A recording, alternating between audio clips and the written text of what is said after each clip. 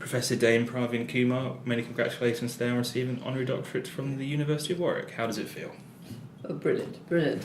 No, I was really immensely proud and honoured, really, to be given this degree. I've always respected Warwick and sort of watched it grow over the last 50 odd years, and it's really very cleverly sort of constituted, because I think they've had very innovative ideas throughout, both in research and in medical education, which I know more about, and really has now grown into one of the best universities, and really very well respected from internationally. And yourself are obviously a very well respected academic and researcher in your field. You know, you're currently Professor of Medicine and Education at St Barts and the Royal London School of Medicine and Dentistry. Previous to that, you have been President of the British Medical Association, the Royal Society of Medicine and the Medical Women's Federation. I was wondering, from your perspective of all your experience and the roles you've done, the teaching of medicine, and how has it changed during your time in this field, and how do you see it developing in the years going ahead? Enormously. It's changed absolutely irrecognisable, really. So going back to when I was a medical student, it was very, very didactic. You had lectures.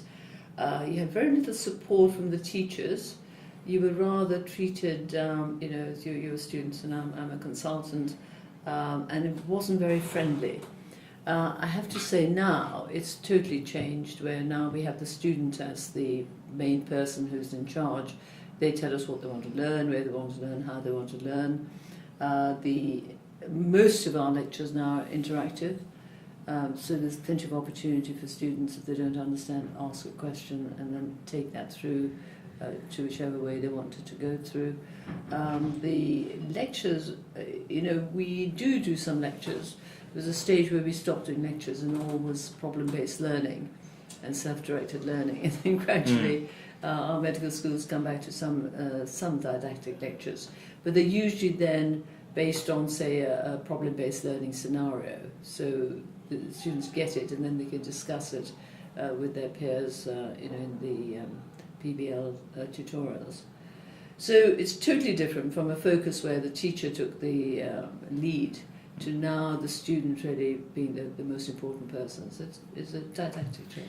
And has this change gone along with a change in we as members of the public and our attitudes as patients and what we expect from doctors? Because it used to be sort of doctors are almost seen as sort of, Apollo looking down from on high, but now sort of we have a very different relationship with our clinicians and the like. Has the teaching of medicine changed with the public, or has it been vice versa? Thank goodness it has changed. I think doctors used to be so incredibly arrogant, and they knew the best, and the patient used to be told what to do.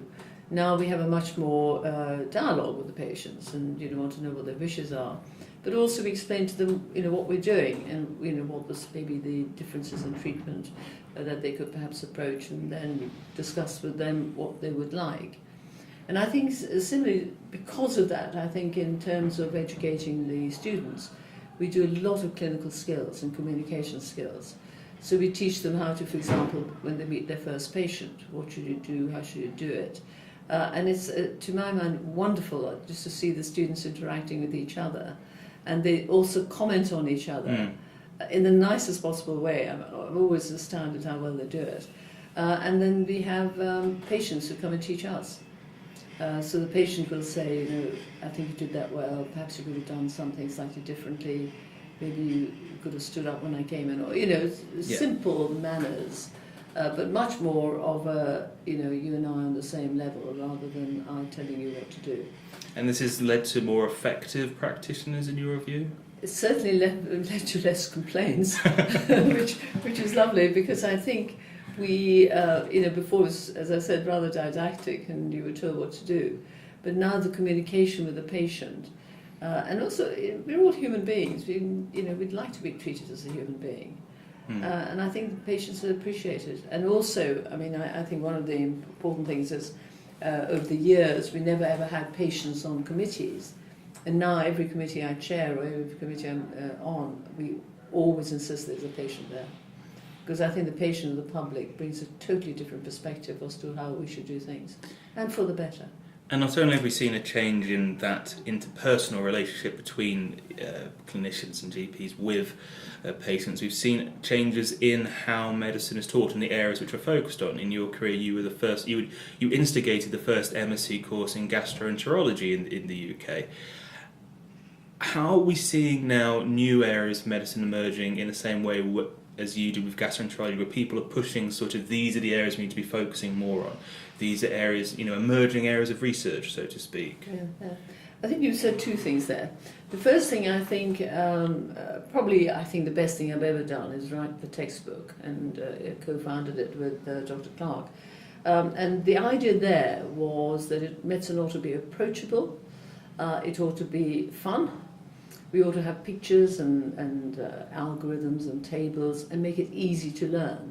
Prior to that, all the books were really didactic with pages and pages of verbose text, and I haven't any one that. So I think we saw, I saw a gap there because I thought I would be really badly educated as a student because there were no books that I could read, to something now where the students can actually approach and hopefully find useful.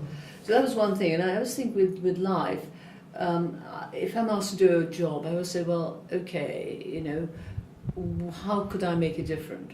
And if I can't, I don't think I can actually, help in any way, I'll say no. So the next thing, I think you kind of mentioned the MSc in gastroenterology, sort of a training in gastroenterology, and suddenly realised, well, actually, there's nowhere to turn to. What I really want is to make sure that I learn every aspect of gastroenterology.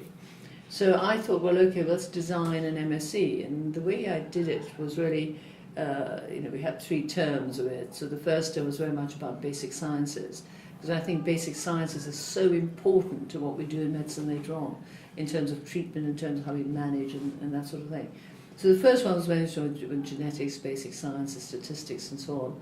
And then we had the second session where we then introduced the topics, the diseases, and how do you manage those, and different aspects of those.